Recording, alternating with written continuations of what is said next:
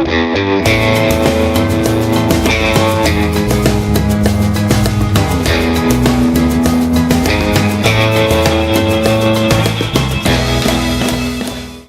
is this thing on?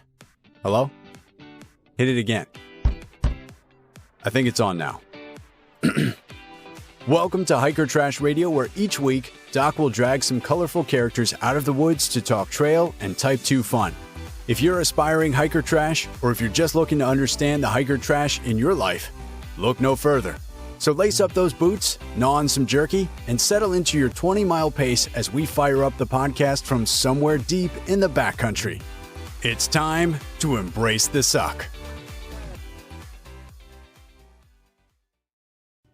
Welcome back to another week on the trail. Dirtbags, hiker trash, and of course, those good-smelling day hikers. I'm Doc, and this is Hiker Trash Radio. Hey, if you like what we're doing over here, help us out. Take just a minute, leave us a review on Apple Podcasts. And if you don't like what we're doing, well, just go ahead and keep that to yourself. All right, let's get to this week's guest, Triple Crown thru hiker and minimalist, Megan Wilmarth. Welcome to Hiker Trash Radio, Megan. How's it going? Hey, thanks so much. It's going really good. Fantastic. And you're outside as we're talking right now. You are out in the sunshine. Where are you? What's going on? I live in Salt Lake City, Utah for now. And yes, it is still a little bit of sunshine today. And what were you doing right before you came on the podcast here? I was able to squeeze in a quick little 6-mile run just around our local park here in Salt Lake right after got done with some work today, and then hung out for a bit and then thought, you know what? I need to get out. So do you always run after work, or do you run in the morning sometimes? I prefer the mornings. That's one of my favorites, especially like right as sun is rising. But I do like evening runs as well. It kind of just depends on when I can fit it in the day. Yeah, if I'm working. If I'm not working, I get to pick and choose. Nice. I prefer the early morning workouts. After a day of work, I just find it hard to get motivated to get out there and do something. Absolutely. It was a struggle. I thought, maybe I don't have to do it today. And then I thought, I'm going to be really upset with myself if I don't. So, got to hold yourself accountable. Yep. Nice job. All right. Hey, do you have a trail name? I do have a trail name. I am known as Rascal along the trails, and I am the only Rascal I have ever met. And please tell us, how did you come by Rascal? Yes, back in 2019, my very first trail, the Appalachian Trail, we were about 100 miles in, and I was itching for a trail name because it was one of those things that I just really wanted to experience. And I remember being around a table of a bunch of hikers at one of the many, many, many first Baptist churches when they, host hikers. They give you pancakes and whatnot. And I was like, you guys need to give me a trail name. It's time. And they were throwing around ideas, and it was taking them forever. And I got kind of feisty. And so I slammed my fist down on the table. And I said, I want a good trail name. God damn it. And someone said, whoa, calm down, little rascal. And I said, boom, that's me. And I was born. You forced the issue and you made it happen. Did. Yes. I'm a very forceful, aggressive person. You are a bit of a rascal. It fits. Yes. Yeah. It truly does. Not only on the trail, but in real life as well. Are you a rascal? Oh, yeah. Since the day I was born, I don't know. I have that personality. If people ask me, like, why Rascal, besides telling them the story, I'll say, just give it 2 minutes of talking to me and you'll totally understand. Self-explanatory. Yeah, for sure. Got it. Now, Rascal, have you had a chance to listen to the podcast before? I haven't. And I kind of regret that, but also you said that I don't know what I'm in for, and that actually makes me really excited. Yes, that's right. I love it when people are just maybe a little bit unprepared, have no idea what they've gotten themselves into. And so we're going to have a good time with that tonight. Awesome. Okay. So we do have a segment towards the end of every episode. I'm going to give you a heads up, give you a warning. It's called the hiking hack. And that's where I'm going to turn to you and ask you to share some trail wisdom with our listeners to make their next outdoor adventure even better. So don't be surprised when we get there. Okay. I will do my best to prepare some good ones. Yes, you are expected to drop trail wisdom throughout the episode, but you need to have at least one held back in store for that hiking hack. All right, sounds good. Okay. Hey, let's get to our first segment. Trailblazers Toolkit. That's right. It's time for the Trailblazers Toolkit, sponsored by the ultralight backpacking gear company 6 Moon Designs. Now, Rascal, I love to talk about gear on the podcast, and I love to hear about the most important item in my guest's adventure gear. So if you were preparing for your next adventure and I was the one providing you with all your gear, what is the one specific piece of gear you would insist on being packed? Give me all the details on that piece of gear and tell me why you've got to have it out there. And this could be any kind of item. It could be gear. It could be apparel. It could be a luxury item. So Rascal, what is that item in your toolkit? And I want you to think of it this way. If you're going on a thru hike, I'm going to give you everything you need. I'm going to pack your bag for you, but it's going to be all generic stuff. I want you to point out the one specific thing you'd say, you know what, that can't be generic. It's got to be this item. Well, two always come to mind. I can't pick between the two. We'll take two. We'll take two? Yeah, okay. Absolutely. Well, the first one is pretty important, which I didn't carry on my first thru hike, but I have ever since, is a pair of wind pants. I have a firm belief that legs don't get cold, but wind is a bitch. And so when the wind stirs up, and I usually don't carry any other like bottoms besides my shorts that I wear hiking, but I am able to survive and be comfortable as long as I have my wind pants from Montbell. And those things have seen, oh my God, probably 4,000 miles worth of hiking. They've got like 7 tears in them, but they're taped well, and they're still kicking. Duct tape? No, rock tape specifically. Rock tape. Okay. And wind pants, they're like windbreakers for your legs. Pretty much, yeah. They're the ones by Montbell. They have the little zips at the bottom so you can fit them over and off with your shoes on, which is a must for bottoms. Brilliant. Yeah. Okay. Yeah. And what is the second item? The second one is my pea cloth from Kula Cloth. I have a Kula Cloth in every single backpack that I own because whenever I need to go, I'm gonna go because I'm hiker trash and I'd like to not smell like pee. So I always have a Kula Cloth with me.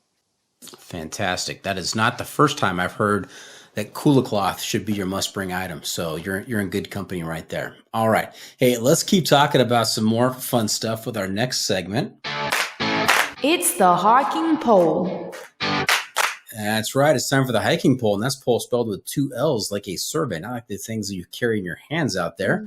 The hiking pole is sponsored by Triple Crown Coffee, dedicated to the craft of fine coffee and the preservation of our national scenic hiking trails. For each pound of coffee sold, Triple Crown Coffee donates $1 to the nonprofit organization working to protect that trail. Rascal, do you drink coffee? I drink too much coffee. And do you like to hike? You know, some would say I have an obsession. Do you value our national scenic hiking trails? Probably more than any other, yes. It sounds like Triple Crown Coffee is the coffee for you then. It is. I've had it. It's delicious. I've met the owner a few times at trail days and big fan. Cookie Monster? You met Cookie Monster? Oh, yeah. Fantastic. Yes, he's been on the podcast as well. He's a great guy. Absolutely. Okay, so the hiking pole. This is a 7-question survey. It's going to help me give you a score on the sanity scale from 1 to 100, with 1 being completely insane and 100 being completely sane. Now, just a warning, there's an automatic 40-point deduction for anybody who's done the Triple Crown. So your top possible score is 60. You think that's fair? Yeah, that's fine. Are you a good test taker? No. No. ADHD, hardcore. Okay. Well, that doesn't count against you in this format, though. So I think you're going to be okay. Now, if I were to ask your friends out there, the people that you're sharing your domicile with, where would they put Rascal on the sanity scale? Would they have you closer to 0 or closer to 100? Definitely closer to the insane side. The lower side of things. The lower side. Mm-hmm. Okay. So these are 7 questions, all related to hiking. I'm going to pull out the advanced placement hiking pole questions because, you're a Triple Crowner. You've been out there. You know this stuff. So 7 questions, all related to hiking, and you're going to give me your answer, and you're going to explain why you answered that way. That's going to help me with my scoring. Does that make sense? Absolutely. Okay. Are you nervous? Kind of, but also, nah. So when I sent you the notes for the episode, I did not include the questions. No, I you just did put, not. I just put, we're going to do the hiking poll here. And since you've not listened before, you truly have no idea what these questions might be. No clue. I don't even use trekking poles anymore, so I don't even know. Oh, okay. Yeah. Here we go. Question number 1. These questions are all designed to bring out some good stories. So feel free to just ramble on. Great. Question number 1. Worst decision on trail? Worst decision on trail. Huh. One I can think of was I camped near some train tracks just north of Tehachapi on the PCT. Just because it was the only flat spot where there wasn't wind trying to rip apart my tent. And there was no sleep that occurred because trains came by like every 3 hours. So that was one of the worst decisions. And how close were you?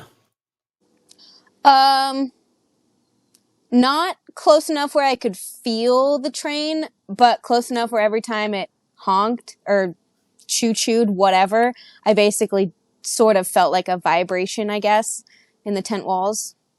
Yeah, those honking trains, those are the wrong kind. Ugh, there was no sleep.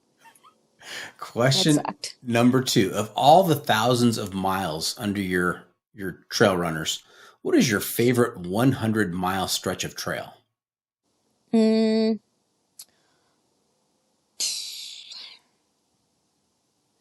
Probably somewhere in Virginia on the Appalachian Trail. I would say it's a toss-up between the Shennies and the Roan Highlands.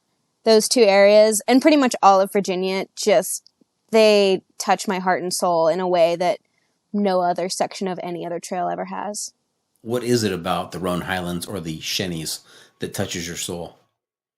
I don't know. It's just so special. Like, I can almost, this sounds weird. I feel like magic underneath the ground, and it's almost like I'm just levitating the whole time, and I'm not even high. I'm just like actually thoroughly, I don't know, transcending in a way through those sections. And I've hiked Virginia so many times at this point, just back and forth because I love Virginia. Transcendent moments. Love it. Okay. Yeah. Mm-hmm. Question number 3. What is your least favorite piece of necessary gear? What do you hate carrying?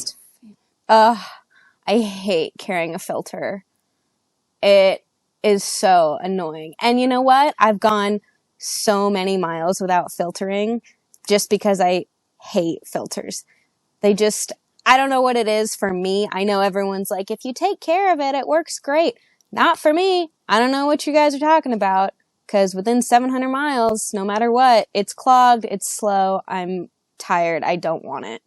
So, my last thru hike, actually, I didn't carry a filter at all, and it was fine. And the thru hike before, I didn't carry a filter at all, but it wasn't fine because I did end up with giardia. So, whoops. And giardia is no fun. No, it really sucks.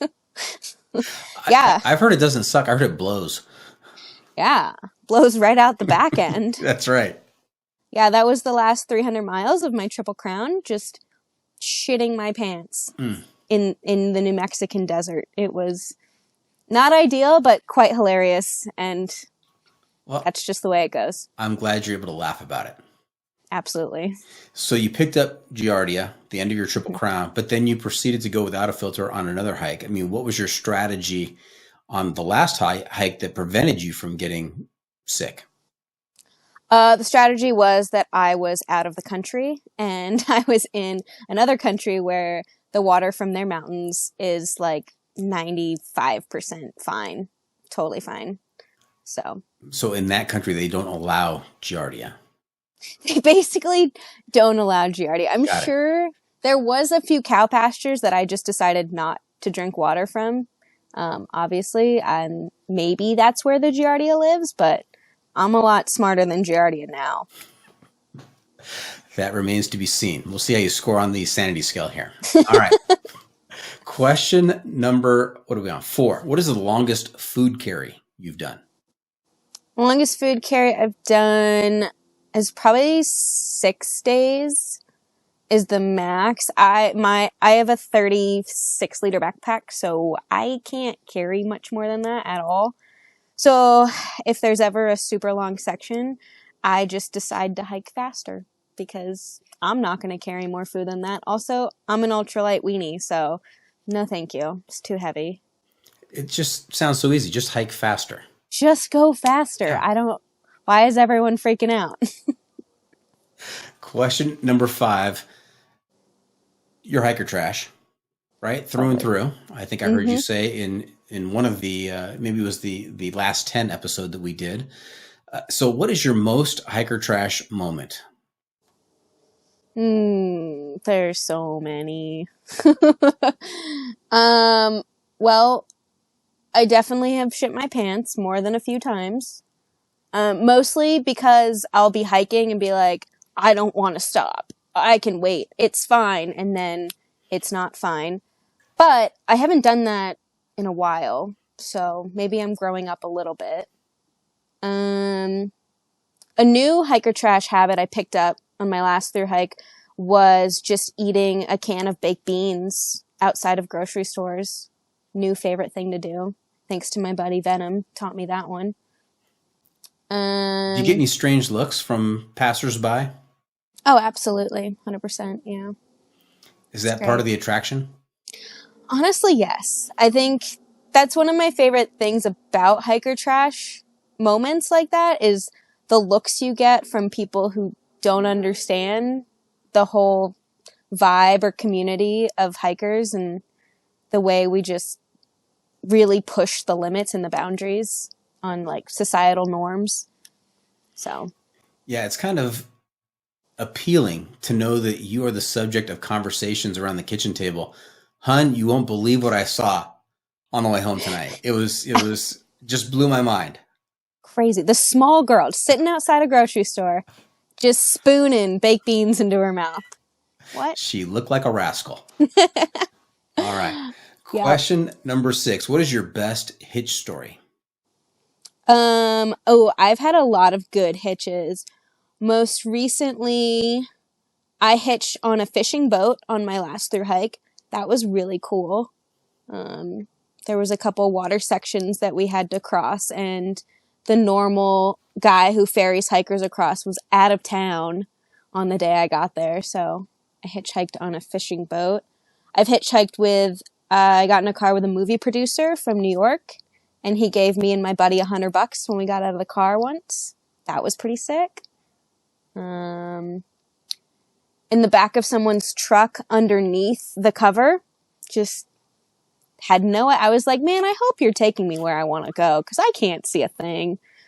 Oh, that was fun. Any nervous moments where you're like, this person doesn't seem to be under control of the car, or maybe might not be taking me to where I want to go? You know, out of my like hundreds of hitches, maybe more, probably more than that, 200-300 of hitches, there's only been one time that I've been nervous for my safety. And that was in Maine. And I got in a truck with a bunch of fishermen who were coming back from a trip, and I didn't realize that they were all intoxicated. And they had no idea what this trail was or anything. And they kept calling me little girl. And I was like, this isn't good.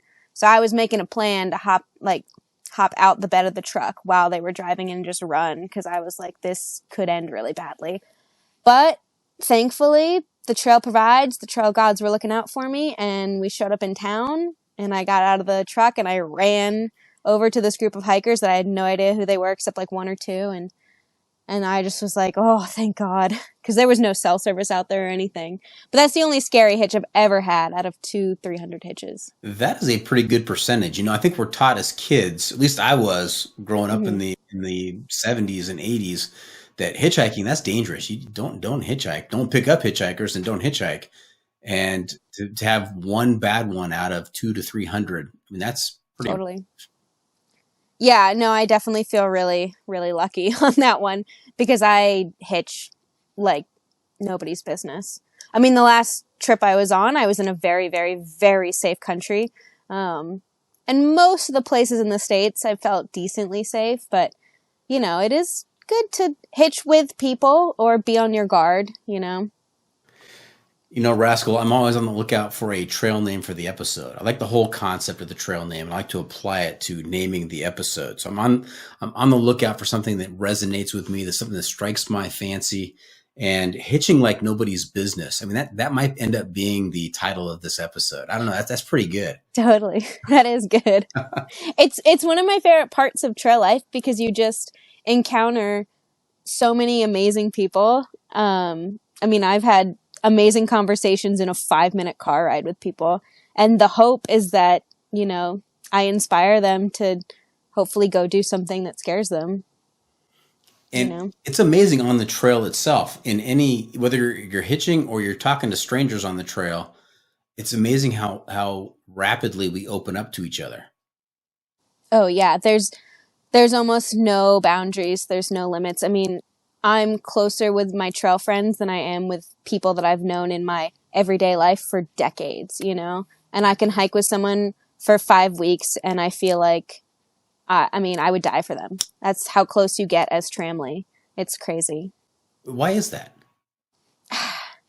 It's being surrounded by nature. Like humans were naturally supposed to be out there and we're moving our bodies so much every day. And, you know, we don't have the distractions of normal everyday life out there. And all we have to worry about is the survival.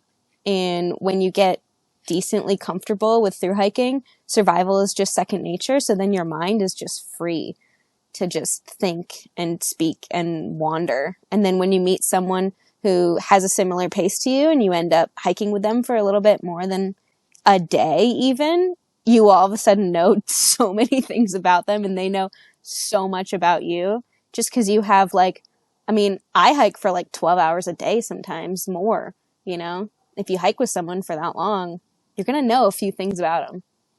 Yeah. So the sense I'm getting is that you don't use a water filter or a filter when you talk. Right? No, not at all. You're filterless. Yes. Got it. I am Okay. filterless. Got it. All right. Question number 7. Last question in the hiking poll. What's your favorite trail town? Favorite trail town? Oh, there's so many good ones. Oh my gosh. Okay. If we're thinking America, let's go with, gosh, I think I'm going to go with Quincy, California, just because I have so many good memories in Quincy. Me and my trail family, a few of us got to go to this like big music festival there. Me and my buddy hiked our biggest day on trail ever to that point. And then hiked into town, somehow ended up at this festival for free and just spent the weekend in Quincy. And there's an amazing diner there with an all women's like team running the whole show. And they have the best breakfast ever. All right. Big shout out to Quincy, California. I live in California. I'm not sure where Quincy is. Is that Northern California, Southern California? It's NorCal. Yeah, it is north of Truckee. Okay. Yeah, north of Truckee. Mm-hmm. Got it. All right, Rascal, this is the mathematical portion of the episode. I got to take off my shoes. We're going to go through some very complex calculations. I'm going to need all 20 digits. So hold on to your hat. I've got to say I carry the 3. We're going to multiply that by pi. Going to divide by root 5, of course. And then I'm going to make a slight adjustment for the number of bathroom stops on the last 300 miles of the CDT for you. Gosh. And I come up with a score of 28. 28. That's pretty impressive. Hell yeah. It's impressively low. I love a 28-mile day. Let's go. 28-mile day and a 28 on the sanity scale. Yeah. The lower means more insane. The lower it is, the more insane you are. I think that tracks. You know, we'll see how the rest of the episode goes, but I'm getting that vibe from you. Yeah. I'd rather be certifiably insane than live in society and be normal. Okay. All right. Yeah. Hey, before we get too far down the trail tonight, let's back up a little bit. Share with us your background and where you grew up and how in the world you got involved in the thru hiking cult. Yeah, I grew up in Maryland, actually right outside of DC.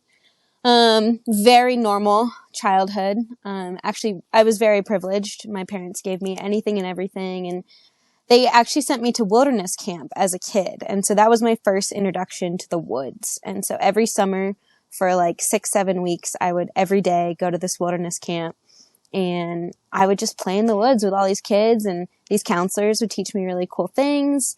Um, and then I went off to college. I went down to Florida for some reason. I don't know.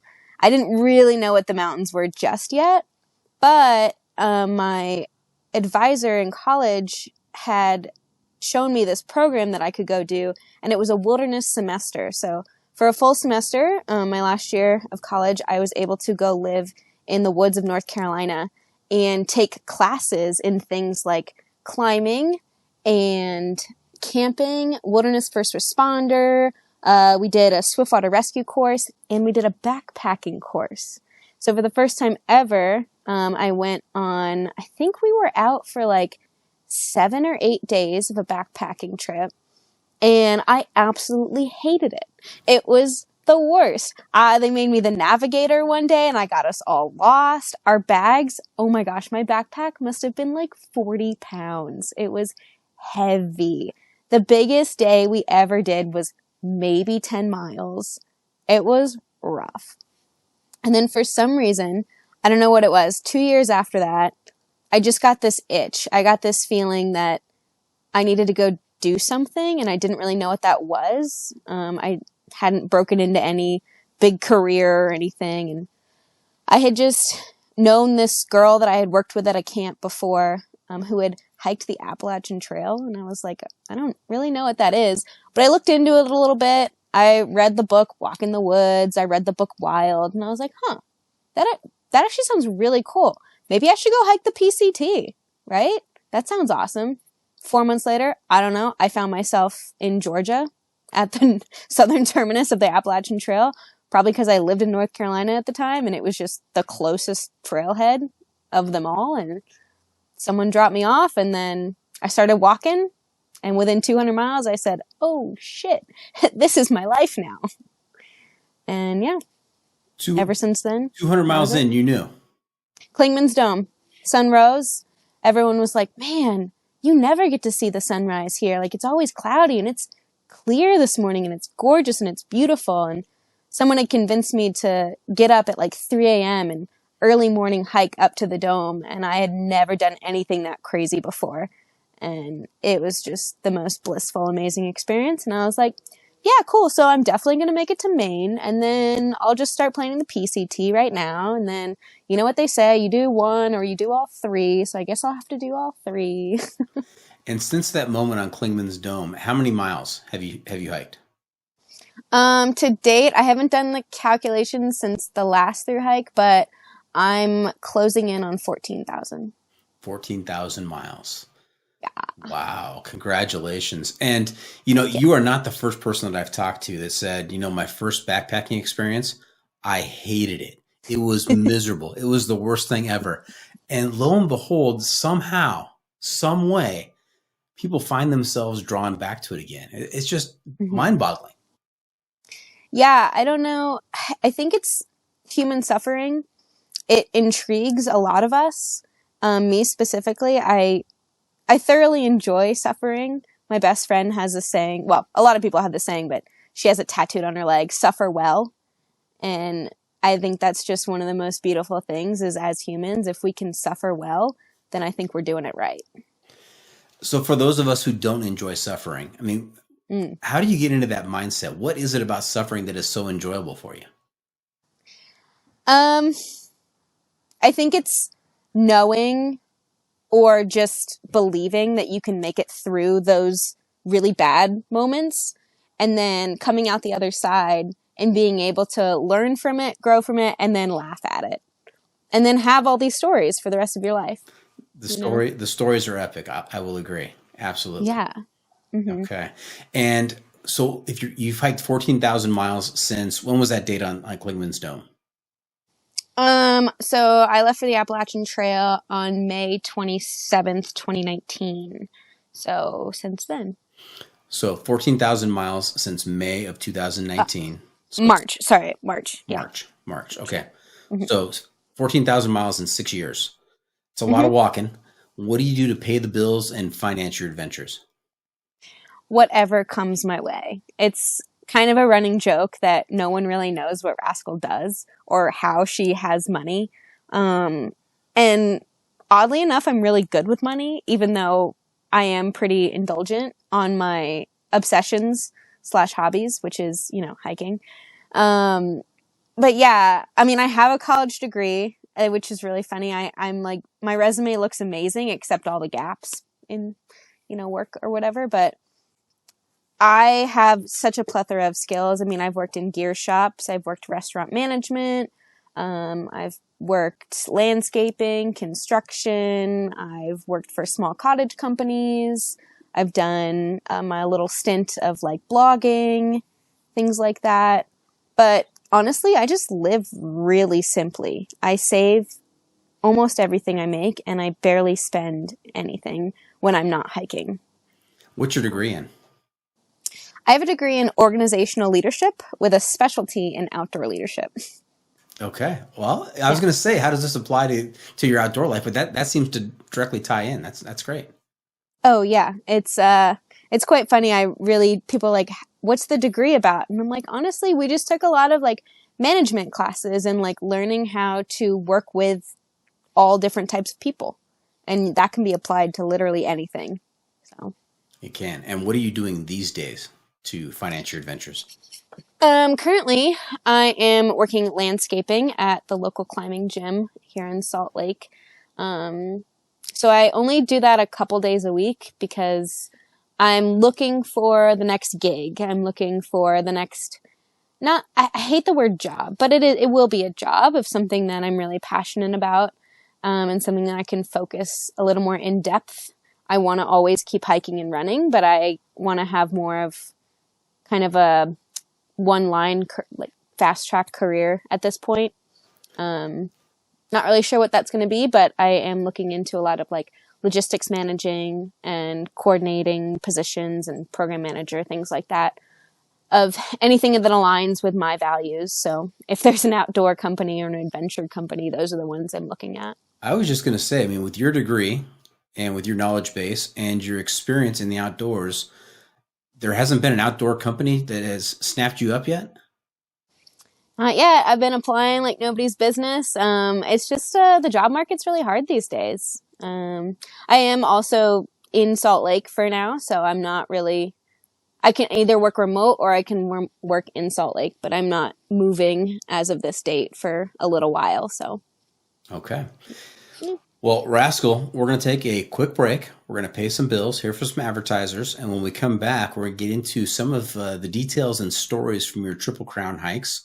And we're also going to talk about something very exciting and borderline unbelievable that transpired last year that you were an integral part of. So everybody stay tuned for that. We'll be right back.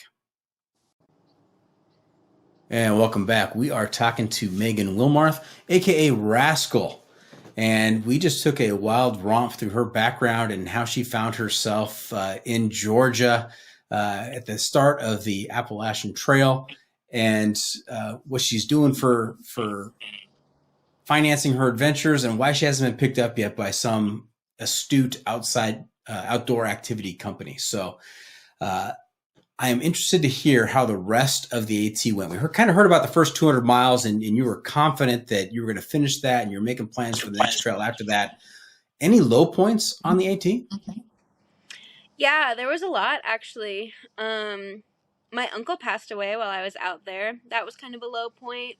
And that was one of the big moments of like, am I going to get off the trail or not? But he was one of the ones that like had encouraged me to kind of go and explore this curiosity I had about hiking and things like that. And he was pretty outdoorsy himself. So I did stay out on trail during that time, which was kind of hard for my family, but I think it really was the right decision at the moment. And then a little bit later on in the trail, in 2019, there was an incident on the AT where a man who was suffering from a mental health disease called schizophrenia actually attacked and killed a hiker. So that happened about 16 miles ahead of where I was on the trail. And it was kind of like, it was a whirlwind. It was really crazy. We had no idea what was going on. A bunch of hikers and I were in town, and we had gotten back on, like, to the trail spot where we had gotten off, and there was a bunch of cops. And they basically said, hey, do you know this hiker? He goes by the name of Sovereign, and also you can't hike today. The next section of the trail is closed. We have to do an investigation. It's a crime scene. And so that was a really hard moment of, like, is it safe to be out here? We all ended up staying on the trail, and we kept hiking, and trail days wasn't too long after that, and that was a huge moment of, like, the community coming together to support each other. And so because of that, we all decided to keep hiking, and that was a huge moment. Now, I'm trying to remember, did they catch him right away, or was he at large for a while? I think they got him within 24 hours or so. Okay. He was pretty sick, unfortunately, and just didn't have the right help. And so he kept returning to the trail and threatening people, and then eventually he just got out of hand. So. And let's talk about how your family felt about you starting off and hiking the AT. When you told them this, I mean, what was their reaction? Were you going with anybody else, or was it just you, a young lady on the trail? It was just me solo. I think I was like 22 at the time, so I was pretty young. My parents weren't thrilled, that's for sure, especially when I started all of this. Now they're just supportive, but confused, but very supportive. But yeah, I had a few options of, like, where I wanted my life to head, and one of them was like, I want to hike the Appalachian Trail, and one of them was like, I want to go live in a van, and my mom was like, I hate all of those ideas. But nowadays they know that it is what makes me the happiest and what makes me me, and that's all they want, is for me to be happy. And so it took a little while for them to somewhat more understand why I keep returning and doing these things, but they're supportive. Good. Now, any anxiety at all on your part about financial security or retirement plans, anything like that? Or it's just like, you know what, I'm going to do this as long as I can and not worry about that kind of stuff? Yeah, I used to be very concerned just because that's the way we're raised in an American society. I had a very, like, comfortable, I guess, high class upbringing. So all of my classmates, everyone I knew from childhood and early adulthood, they're, like, working on being CEOs and things like that, and they're, like, buying the, like, 4 or 5 bedroom houses. And I'm like, nowhere near that. And I'm fine with that. I've become to this realization that life is meant to be lived. I've met more people, 50 and older, who have told me, good for you. Like, keep doing this and do it while you're young and enjoy everything you can. That it just has been ingrained in my brain of, like, okay, yeah, I'm just going to enjoy life on the day-to-day basis, and we'll get there when we get there. And the trail really has always provided for me, on or off trail, so I'm not super concerned at all. Okay. And I know mom wants at least one good option. You haven't given her many good options, but does she at least take some responsibility for having sent you to that wilderness camp over the summer? Oh yeah, both my parents, they always say that's where I got my start. But I think it was always meant to be, no matter what, where I had been raised, what I had done. I think somehow the trail would have grabbed me by some means and pulled me in. Destiny. Oh, for sure. Yes. Now, was your entire AT hike, did you do point to point? Was it northbound hike all the way? Yes. So I am very proud that my entire Triple Crown, all 3 trails, were each a continuous footpath. And I am somewhat of a purist, somewhat annoying about it, and I don't care. It's fine. That's just how I am. That's Rascal. And I've also done a fuck ton of blue blazing, like out and at backs and seeing all the sights around. Like, I've enjoyed my time. And so even though, I'm very married to the red line in a lot of cases. I'm also not in a lot of instances. And, I hike big miles, I hike fast, and I love that. So the whole hike your own hike thing really applies to everybody. Okay. There's a lot to unpack right there. First of all, Totally. married to the red line. That is an episode title right there. I mean, we can't do any better than that. That is awesome. Oh yeah, I've been saying that for years. Fantastic. And you have to take us through the different blazes. You talked about blue blazing. I've heard about yellow blazing.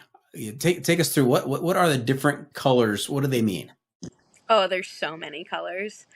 Oh my goodness. Okay, blue blazing is when you're off the main trail that has been officially routed as the long trail that you're on.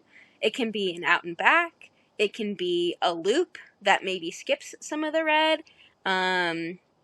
Things like that. Yellow blazing, you get. Why is that blue? Why is that blue though? Why that color? Well, it's been blue notoriously because all the maps that we use on Gut Hook, which became far out, you see the red line, and that's your official trail, and then there's the blue. Okay, and a lot of the blues are marked on the app. Before the app, I don't know why they called it blue blazing, but also on the Appalachian Trail, they have it painted on the trees. Okay. And because the Appalachian Trail is the first official, well, besides the long trail, the first official longest distance trail of the country / world, I think. We all just go by AT rules, I guess. Okay. All right. Give us another color. Well, you said yellow, so that's when you skip part of the trail and you get in a vehicle and you yellow blaze around. Dirty. It's dirty. I don't like it. You wouldn't do that. You're a purist. You're married to the red line. Yes. My most recent through hike was not a pure through hike, though. I need to make that known and clear, and that's okay too. So you're at peace with that? I had a ball. It was a through adventure. It wasn't a through hike for me, my last one. So okay. All right. Yeah. After finishing the Triple Crown, I gave myself my next through hike, which was the one I just did, leeway to just do whatever the fuck I wanted to do. Okay, and you've mentioned this hike a couple times now without naming it. I mean, what was this adventure you just did? Oh, Te Aurora, which is the long trail in New Zealand. Yes. Mm-hmm. Fantastic. Yeah. Did you run into, I'm not sure how long ago you did it, but did you run into Hugo Taillin from France? No. Okay. I've been waiting for him to finish the TA so we can talk about it. He better finish up soon. It's getting cold. I think he's done. He's back in France. I think we're going to talk this weekend. So nice. Yeah. Yeah, that's definitely a through adventure. It's a very young trail, so the way that it's routed is unlike any other through hike that I've done before. So if you redline, if you are a purist on TA, good luck to you. But I'm not walking that much on roads. No, thank you. Okay. Yeah. So it's a northbound hike. You start at Springer. You finish at Katahdin. Take us through that last day as you're heading up to Katahdin. What's going through you? Are you one of the emotional ones that it's all starting to sink in and you're getting teary, or are you pretty stoic out there? I had no idea what was going on. I was just like, it's another day. We're going to finish the AT. It's going to be great. I'm not thinking about the future at all. And so I'm just Rascal hiking fast. Me and my tramley are bouldering up, getting up to the top.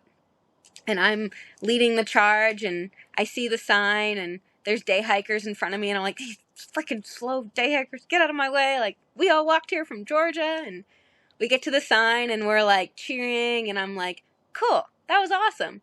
And then I look over at my best friend, Tara Dower, Candy Mama, and she is bawling her eyes out. And that's when it all hit me. And I was like, oh my God, we just did something that we all at one point thought was impossible. And so I started crying. So yeah, then it was emotional and it was amazing. And we spent almost 2 hours up there just taking it all in. Now, if Tara hadn't been crying, do you think you would have just climbed down and been no big deal? I don't know. Honestly, I was pretty naive and just in such a bliss state of I love the thru hiking world. I didn't quite realize that it, like, that meant that it was over for that trail, you know? And it kind of really hit me hard when I got home. Like, the post-trail blues, the first trail, when you get home, whoo, that's rough. That's really rough. So. And how did you deal with it? What'd you do? I ran back to the trail, obviously. Of course, that solves it. That solves everything. I tried my best to live in society again for more than a few months, and then I was like, I can't do this anymore. Dad, will you drop me back off? And he was like, how far are you walking? I was like, I don't know. I just need to go back. And so what was the next trail of the 3? Then I went and hiked the PCT 2 years later. And what are your thoughts on the PCT? The PCT, I like to call it a honeymoon hike. It is dreamy. It is glorious. The views are amazing. The trail is well graded. It's easy. It's a walk in the park. And I had the perfect through hike on the PCT. I met my trail family on day 1, and we hiked all the way to Canada together. And it was blissful and amazing. We never got mad at each other. We always had fun. We hiked fast, you know. We did all these really cool side trips. It was great. That never happens. You know, on Never. day 1 and go all the way to Canada and no problems, no issues. Yeah. In fact, I still talk to most of them today, to this day. And any fires reroute you off the trail? So we were able to miss the fires by, the first one we missed by 2 weeks. The second one we missed by like 4 days. Then we missed one by 6 hours. And then we got to the Canadian border, turned around, started hiking back because we weren't allowed into Canada that year. And within the next half day, they shut down the last 30 miles of the trail. So, Holy under the wire. smokes. That we was made the wire. That was like the golden ticket. I mean, you just missed everything. Literally, yeah. Okay. Insane. And then how much later until you did the CDT? I did the CDT the next season right after that. Yeah. Southbound? I wasn't supposed to. That wasn't the plan. I was going to go just hike the Colorado Trail. And then I went to AT Trail Days and I met Heather Anish, who was the first woman to calendar year triple. And I asked her, I was like, what's your favorite trail you've ever done? And she said, oh, CDT, southbound. And then she was like, actually, you could do it this season if you leave in like less than 3 weeks. And I was like, huh, okay. Thanks, Anish, for planting that seed. Yeah. And so I did. And what was the longest hike in terms of time spent on the trail of those 3? Time spent on the trail was AT because it was my first. So within 3 weeks, I figured out that I was a faster than average hiker. And I got really excited about that. And I started pushing myself just a little bit, but I wasn't doing like crazy big days. And then PCT, I realized, oh, I am definitely an aggressively average hiker. And so pushed it a little bit more and finished the PCT faster than the AT, even though the PCT is longer. Right. And then by the time I got to the CDT, I had already gotten into ultra running and like was ready to just like hike fast, take chances. And then I finished the CDT almost in the exact same amount of time I did the PCT. And it is even longer than the PCT. Like it's another 400 or 500 miles, depending on the route you take. Yeah, so I tracked on my watch for the PCT and the CDT. And PCT, I got 2,700 and a half-ish miles. And CDT, I got just a hair over 3,000 miles. Okay. All right. And I know you called the PCT the honeymoon hike because it was just so glorious and everything went right with it. But we've already heard about this giardia story on the CDT. So was that the low point of the CDT? Probably, yeah, the last 500 miles. I had been hiking with a partner, and we actually split up right before I found out I had realized that I had giardia. So it was kind of like one bad thing leading to another, and then it was just like, you know what? I'm just going to finish my Triple Crown and call it a day. But I'm I don't regret a thing, and I'm really grateful for all those experiences. And now I know that I can hike 300 miles with Giardia and make it. And not many people can have that on their resume. So congrats. Yeah. Now, how are the first 2,500 miles of the CDT before the Giardia? They were really good. I really love the CDT. Anytime someone asks me what my favorite hike is, I give them each trail for a different reason of why they're my favorite. And the CDT is my favorite because it pushed me physically more than anything else has ever pushed me.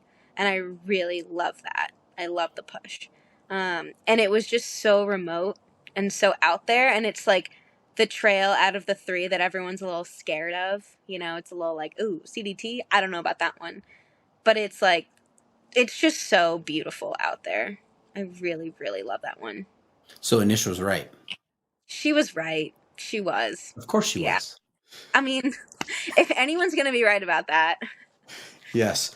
Now, Rascal, you dropped a couple names on the podcast tonight, and I want to go back to one of the names you dropped earlier, and that is Tara Dower.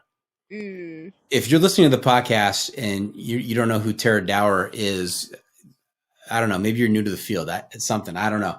But she did something pretty amazing last year, unheard of, and you were involved with it. So tell us what she did and tell us how you were involved and take us through some of the moments on that particular adventure. Yeah, so a couple years ago, Tara started getting into the FKT world, which is known as fastest known times, and she loves long distance trails. So in 2020, she decided to try and set the record on the Mountains to Sea Trail, which is a trail that goes across North Carolina. And she called me because we're friends, and she said, "Hey, are you busy? I'm trying to do this thing where I go really, really fast on a trail, and I'd love for you to come and be my support." And I was like, all right, sure. So I showed up, and I think I was there for like 12 or 13 days out of the 29 days that it took her to run over 1,000 miles across North Carolina. And I had the most fun I've ever had. It was also the hardest thing I'd ever done at that point. And basically, my job was pacer, so I would go out with her for longer sections and carry stuff for her and give her food, give her water, and moral support and just be there. And then also somewhat of a logistics person, so I'd be figuring out where to drive the car to next, how long she would be alone for what section and whatnot. And so that was Mountains to Sea Trail, and it was a success, and it was great. And then Tara's running career just took off, and she's amazing. She's really just like the strongest person I know. And then it came time to do the biggest thing she'd ever done, where she wanted to try and set the record on the Appalachian Trail. And so last August and September, we started from Maine, and we went south, and we wanted to beat the record, the overall record, not just the women's record, but the overall record for the fastest person to ever run the Appalachian Trail. And we did it. And it was kind of a big deal. And so what was the previous record, and what was Tara's record? Yeah, so the previous record was by Carl, however you pronounce his name. I've heard it both ways. I like Carl. Sabe, he's a Belgian dentist. He's an amazing human being also. So cool. But his record was 41 days and change. And we were able to cut the record by 13 hours. And so we were now 40 days and change. So it was a huge deal for 2,200 miles of the roughest terrain ever. That is absolutely amazing. She crushed it.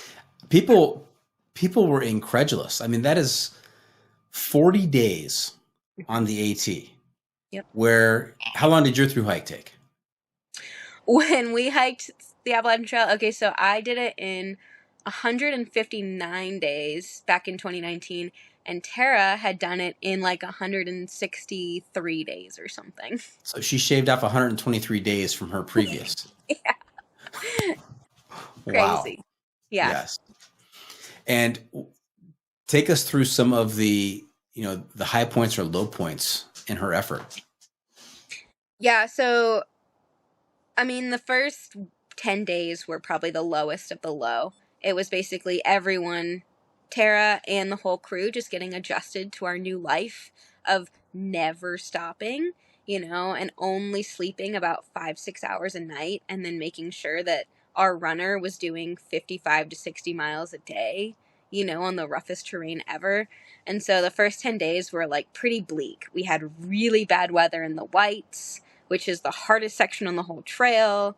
We had to deal with some GI stomach issues that Tara was having on day 3. And we were behind record pace basically the entire time. So it was a struggle. It was a fight.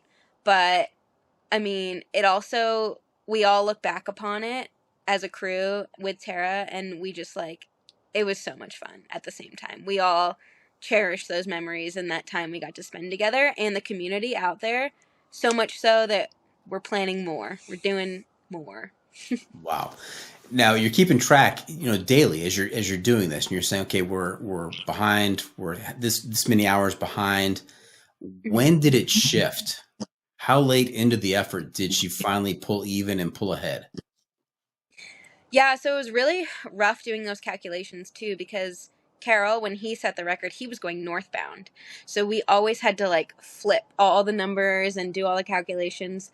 Thank goodness Tara's mom, Debbie, was with us the whole time as well, because she's my rock and she helped me with the math as much as she could, as much as any of us could with the sleep deprivation going on. But we had figured out that we had beaten the women's record by the time we had gotten to Massachusetts. So we were pretty sure that as long as we finished, we had beaten the women's record. Then we had beaten the southbound record somewhere in Virginia, I believe. And so the only record at the end that we were chasing was Carol's, the overall. And we didn't fully know that we were going to beat it until 3 days out from the end. And that's when we finally did the math. And I remember the moment when Debbie's looking at the notebook and she's like, oh my God. And I'm like, no, there's no way. And she's like, this is it. This is it. And then we asked Tara what she wanted to do for her final push. Because that was hey, we're close to the end. Do you want to send it? Do you want to keep doing the routine we've been doing? And so the last 129 miles was done in one single push with a 23-minute nap put in there. Holy smokes. And so my question was going to be, do you keep Tara apprised of whether she's behind or ahead, or is that you have to put pressure on her to pick it up or do longer days, take fewer breaks to get to where she needs to be? It's hard with Tara. The number one rule on crew, I always joke, was don't tell Tara. Because her only job is to keep moving. That's all we want her to do. We literally did everything else. We fed her, we clothed her, we told her when to sleep, we told her when to get up, and that's the way she wanted it, and that was the way it was going to go. But when I would go out on my pacing sections, we're best friends, and so it's hard for me to keep things from her too, and she knows how to work me, and so she'd be like, all right, Rascal, what are we doing? And so I would tell her as much as I should at the moment, at the time. Yet she still would never believe it. So she was like, I don't know. And you'd have to convince her and be like, no, Tara, for real. She's like, no, have someone do the math again. I'd be like, all right, I'm telling you the truth. But so it was a really fun dynamic the whole time. And she never let us say that she was going to make it. She's very superstitious. She's like, don't say we're going to make it. We're not there yet. She knew that you had a wilderness leadership degree and not a degree in mathematics. So she was not buying what you were selling. No, I mean, we all made mistakes throughout the whole endeavor. And that was one thing that the last little bit that we all did together is I just kept thanking her for the grace that she had for me and for the rest of the crew, because we all made so many mistakes. But she just kept being like, it'll be fine. Let's just keep going, She did in the beginning bring me on. She's like, Rascal, I just love how your trail brain works. You're good at trail math. And I'm not great at math, but I am pretty decent at trail math when it comes to how many miles, what's the pace, what's the time, things like that. So Trail brain. Love it. Yeah. Now, I don't think I'm overselling this when I say that when she finished, it sent shockwaves through the FKT and through hiking world. I mean, people were buzzing about this. It was international news. Yeah, we went to a cabin after for the next 3 days. Her grandma owns a cabin near the end or the beginning of the Appalachian Trail, depending on which way you go, I guess. But we just went off into this cabin for 3 days, and we kind of turned off our phones, but kind of had it on, and we were getting messages, getting buzzing from a few things. But then once we got back into the real world, our phones were blowing up. She was doing an interview or something with the media every day, and I was having to do something every 3 days or something for the next 3.5 weeks. Unbelievable. Now, Rascal, big congratulations to her. Please let her know that Doc from Hiker Trash Radio says congratulations and that he's been trying to get her on the podcast. Will you let her know that for me? I will. She is currently training for Western States, one of the biggest 100-mile races in the world coming up. And then also we have another FKT in the works, which she did just announce. So I can tell you that coming up, we are going to head to Vermont. And we're going to try and break that stiff record that Will Peterson has on the long trail. Wow. Have you seen the documentary on the woman who tried to break the FKT on the long trail? Which one? It was a number of years ago, 4 or 5 years ago. I remember catching it, and it was a difficult watch. I mean, it's a tough trail just to hike, and to try and do an FKT on is going to be, wow. Good luck to her on that. Yeah. Yeah, the northern section is comparative to the whites over in New Hampshire. And Will Peterson set a very stiff record last year. So we've got a lot of work cut out for us. But I used to live in Vermont, and there is a beautiful, most amazing trail running community there that's going to come out and support us. So I think we're golden. Well, I would never bet against Tara Dower. So good luck to her. Cool. She's going to be awesome. Hell yeah. All right. Hey, Rascal, you know where we are right now? Where are we? Hiking hacks. That's right. It's time for your hiking hack. And this segment is sponsored by the outdoor clothing brand Magnet Designs. Through hiker owned and making quality ultralight craft outdoor gear by hand in Bend, Oregon. Designed on trail, built for trail life. Visit magnetdesigns.com with no E in designs. So, Rascal, what trail wisdom do you have for our listeners to make their next outdoor adventure even better? Do you have something for us? I was thinking about a few. I have a very hiker trash one that I want to share. That some of my closest near and dear friends know that I do. One of the most weird things that I pack out once in a while is frozen burritos, because they will thaw in your backpack within 24 hours, and then boom, you have a nice burrito to eat. And it's easy to make, easy cleanup. It's right there.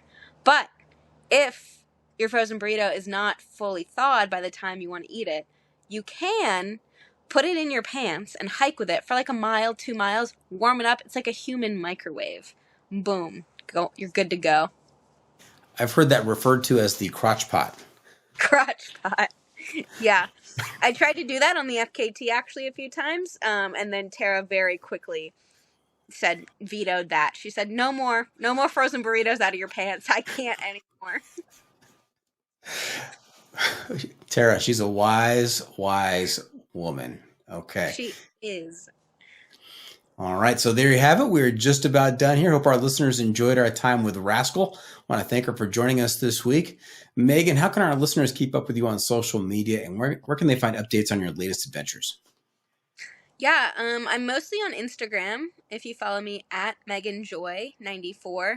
I believe if you type in Rascal, I pop up as well. That's usually where I'm at. I'm trying to kind of phase out of social media. I'm ready to kind of go more natural and get off all that. But I will always post about my hikes. So that's a really good spot to find me on. Other than that, you can find me out on the trails because I'm a repeat offender, and I don't think I'll ever not be out there. Repeat offender who's married to the red line. All right. There you go.